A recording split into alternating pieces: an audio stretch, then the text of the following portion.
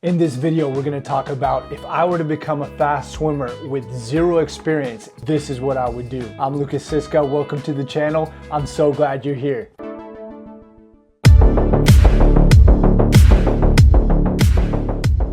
So what exactly is a fast swimmer? Yes, of course, Olympians are fast swimmers and people who are professionals, they are obviously fast.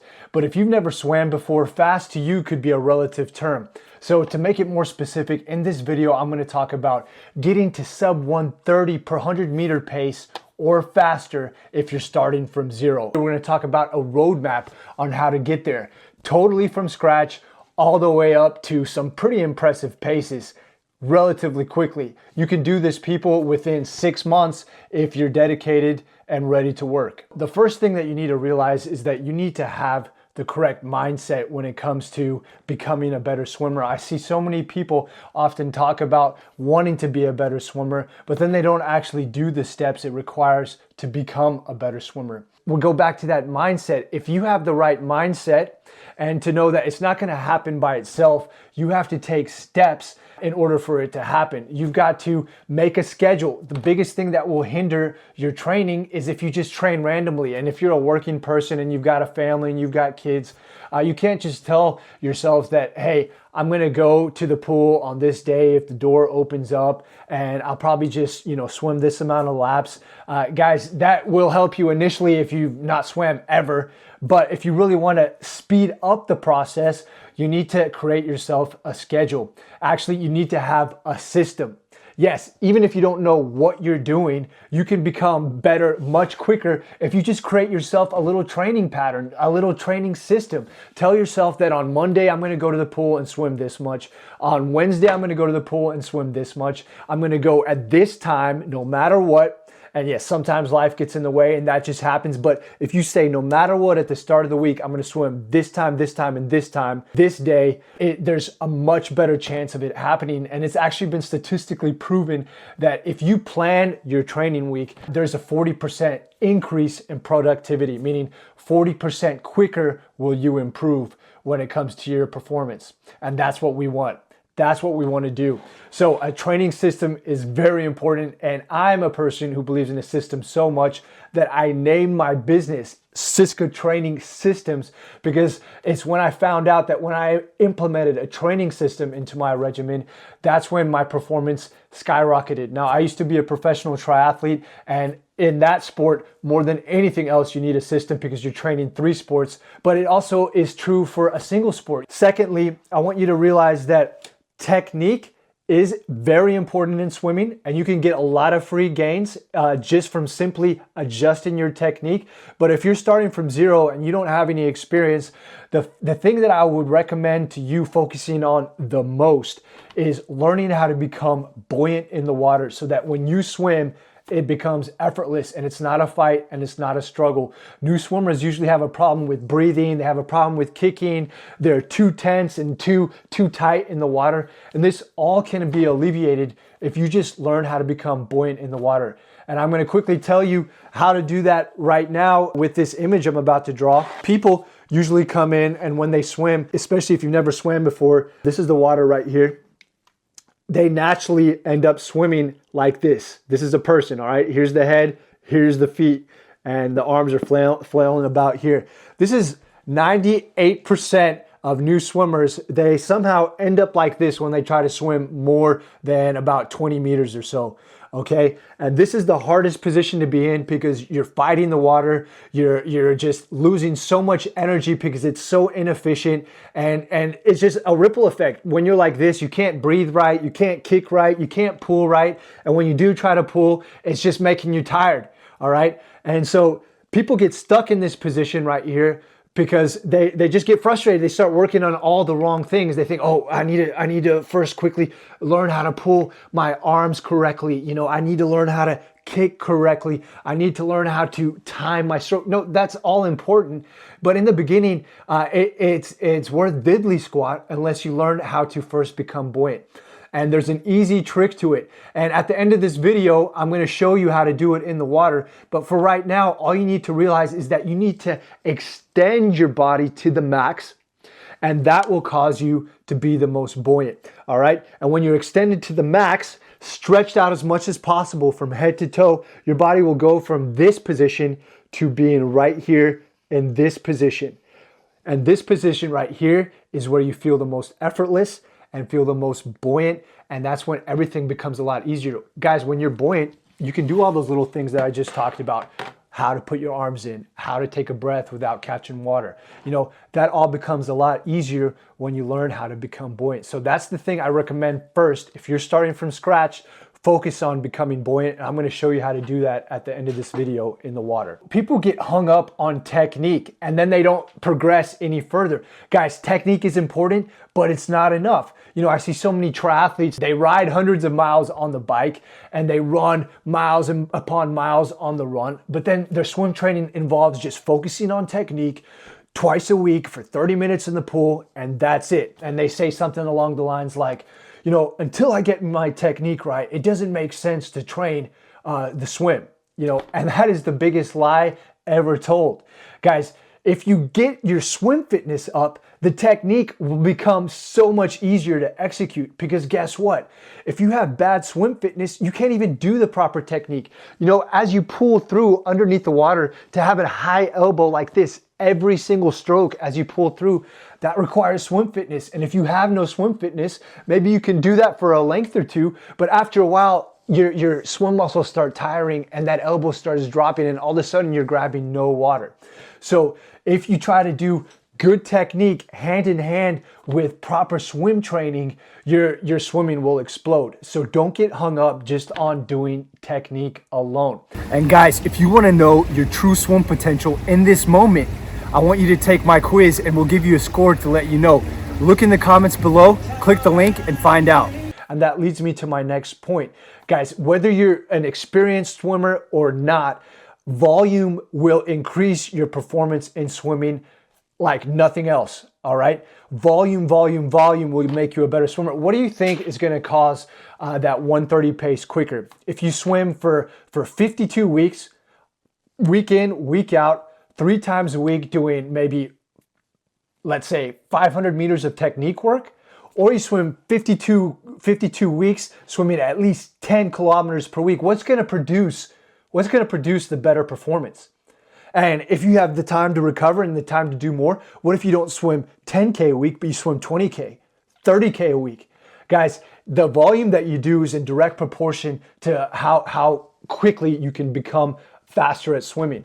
If you can gradually build up to a decent amount of swim volume per week, you will increase your performance level the fastest way. And this is true for a lot of things. It's true for business. If you want to increase sales in business, you've got to do way more advertising, right? You've got to advertise huge amounts. If you put out 300 flyers, you know, you maybe get 1 callback, but if you put out 10,000 flyers, how many callbacks are you going to get? Well, a lot more. And the same is true for swimming. If you want to swim a lot faster, you got to spend a lot more time in the water. And I'm not saying just randomly swim. Like we said at the very beginning, schedule your swimming. It could be something as simple as like Monday, Wednesday, Friday, you're going to swim 3.5K every swim. And that's over 10K right there. You don't know how to do the technique to swim 10K? Well, guess what? There's some things called equipment, fins, paddles, buoyancy shorts. Yes, people, there's actually shorts that you can wear that will make you float. All right. These are all wonderful tools that, if you don't let them become a crutch, can be great ways to improve your swim fitness before you learn the proper technique. And then that technique will be just so much easier to execute. So guys, I highly encourage you, increase that volume. This, of course, leads us to the next point. Guys, we can't have good speed if we don't swim fast. So if you're new to swimming, volume will boost up your swimming because you're starting from scratch. But eventually you'll get to a plateau. And I've seen this. I knew a guy that I saw him every day when I came to the pool to do my training, that he would just swim up and down. And he would literally swim about 4 kilometers this way every single day. And guess what? His stroke wasn't that bad, but he only knew one speed. He was pretty smooth, but he couldn't go any faster. And he actually competed in open water events. And he was always complaining to me that, hey, I'm stuck at this one time. I can always get within 1 to 2 minutes of it, but I can never get faster. What's the issue? I'm swimming huge amounts of volume. Well, the issue is he's not doing any high-end interval work. So the solution is if you can combine high volume with strategically placed interval work, training all the energy zones, you will get faster and unleash your true potential. Okay, guys, we can't swim fast unless we train fast. Not every session needs to be a backbreaker in terms of effort, but we need to strategically have that speed work worked in. And again, systematically place it. Decide on what day is going to be your threshold day. Decide on what day is going to be your speed endurance day and VO2 and so forth. If you do that and you know that that day it's going to be a hard day, it's just your mind is wrapped around it. You're ready to go and you can actually be excited and look forward to it. So the way that you get faster is to put that speed work in there. You've got your swim volume, you've got your technique, you've got your intensity. Of course, all of this needs to be sandwiched with strategically placed rest. Because without rest, you're going to make the mistake that I made back when I was a teenager and I was just trying to swim like crazy, lift weights like crazy, and just thinking that if I swam harder, I was going to get better. But you know what happened? I ended up falling into what is called overreaching and then overtraining. And this is the worst state you can be in because it's even worse than being injured or sick. Because if you get into a true state of overtraining, you can be stuck there for months on end. You won't feel right mentally because your hormones are off. You won't feel good physically because you have no energy. You can't even sleep at night because your hormones are so all over the place and you're so fatigued physically that sleep, you can't even sleep. You just have restless nights. Guys, it's a crazy state to be in. I've been there. You don't want to do that. So you need to strategically place rest into your training. And the amount of training and hard work that you do is all relative. If you're just starting out and we're talking about doing big volume and high intensity work, maybe for you, big volume is 3 kilometers a week. All right. So start there and then imply the 10% rule. Increase your volume by 10% every week. And if all things go to plan, you should be able to get to those higher volumes soon enough. Always listen to the body though. I'm going to put that disclaimer. You know, you can have plans, you can have training schedules, but the body is not a machine. And sometimes it will tell you, maybe due to a virus, maybe due to stresses in life and work, it will tell you that, you know, today we just can't execute. So you got to listen to that and dial it back. But overall, if you're listening to the body and staying healthy and putting rest into the program, you know, you will find yourself improving at a rapid rate. I've seen guys go from swimming 2-minute 100s all the way to 115 just within a year, okay? Within a year, and 6 months to that 130 mark. Guys, it is possible. And when you get to that 130 mark, that's kind of like the breaking point. It's like you can improve really quickly to that point, but that point right there kind of seems to be where the gains start to become harder. And that's normal with anything. You know, then you've got to really look more at how you're training and yes, the technique, is it right? Let's tweak this, let's tweak that. And that's all part of the journey. But don't get focused on all that technique and little nuances of swimming in the beginning because you're going to just hinder yourself and become stuck. And finally, all these things that I'm talking about right here are going to for sure boost your swim performance. But you might be in a place where you're thinking, well, where do I even start? It just feels overwhelming. Well, just get help. Don't do it alone. You know, it's a lot harder to do all these things that I just mentioned completely by yourself. It is possible. It is possible. You know, these days you've got knowledge and information on YouTube. You know, you can buy a swim course, which by the way, we're working on an amazing course. It's going to be something that's going to help your freestyle improve in a very short amount of time. That's coming out soon. Stay tuned. You know, you can buy stuff like that online. You can look at YouTube videos. If you're watching this, you're following the channel, hopefully it's helped you. I want to continue to create free content like this that's going to just boost you forward because I absolutely love doing that. And you can hire a coach. A coach is something, especially one that cares, it can boost your performance significantly. And it's a coach that needs to know what they're doing, of course. And if he does know what they're doing, they will implement all these things that we're talking about in this video. You know, swimming with people, one of the easiest ways to get faster. I know that for me, back when I was a professional triathlete, I had the opportunity to swim with the best triathlon swimmer in the world. His name is Richard Varga. He's a friend of mine as well. He's the fastest swimmer in triathlon. We were training partners, and just swimming with him, you know, trying to keep up with him, even though I couldn't, it just boosted me every single session. And just observing his technique was amazing. And you know, you just visualize what good swimmers do. It just somehow gets into your subconscious, and then you can do it too. You know, and that's another thing that I would suggest. You know, use the modern age advantage. Go on YouTube and type in Michael Phelps freestyle and just watch it. Watch it over and over again. And you can see little aha moments where you're like, oh, it actually looks really simple compared to what I have in my head. And that's right, swimming is simple. The problem is that a lot of new swimmers just overcomplicate it. Like we talked about in the beginning, they worry about too many little things, and they just need to focus on one thing at the start. And that is what I said, become buoyant. But anyways, get help, try to get coaching, you know, work with us. You know, DM me. I can definitely point you in the right direction. That's something that can skyrocket your swimming very fast. Without further ado, let me show you how to get buoyant in the pool. Let's go there right now.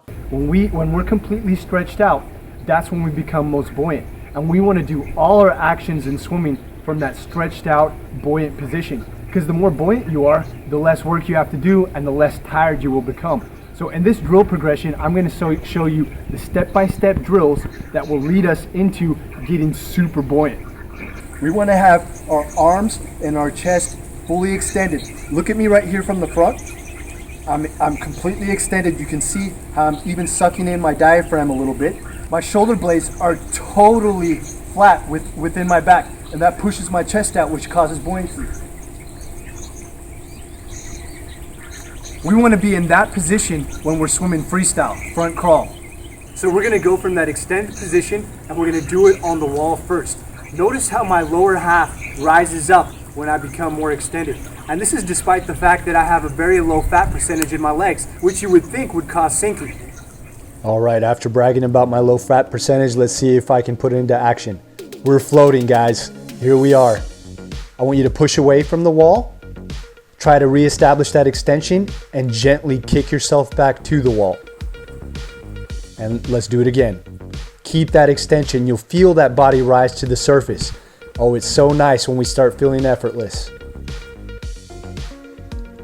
Let's see how it is under the water. And here you'll see when I push off how my lower half starts sinking.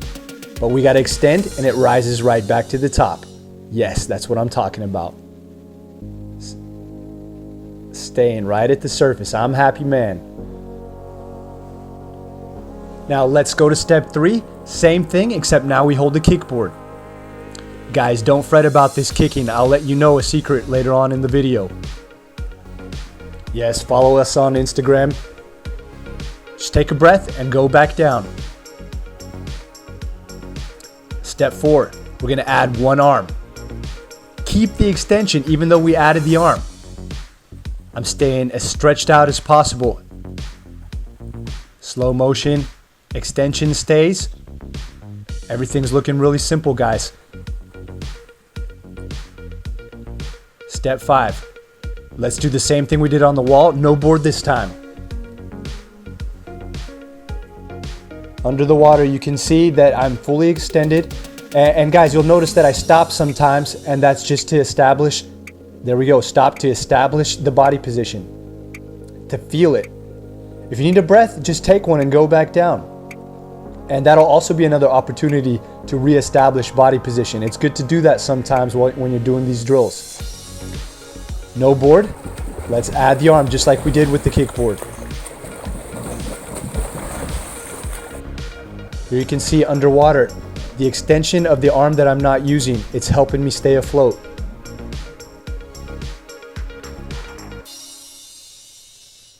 Guys, do not go to the next step until you master the first step. I've been swimming for years, so I make it look easy, but it can become easy for you as well. Let's add both arms. This is known as the catch-up drill, but it's the closest drill to actual swimming. Master the catch-up drill before you move on to normal swimming. This is basically freestyle, guys. You can do this. Thanks for watching this, guys. If you found value in this, give us a like, subscribe to the channel. And if you want to see how I worked with a random guy at the YMCA that I just picked out and got him to drop 10 seconds per 100, immediately check out this video. And until next time, we'll catch you later.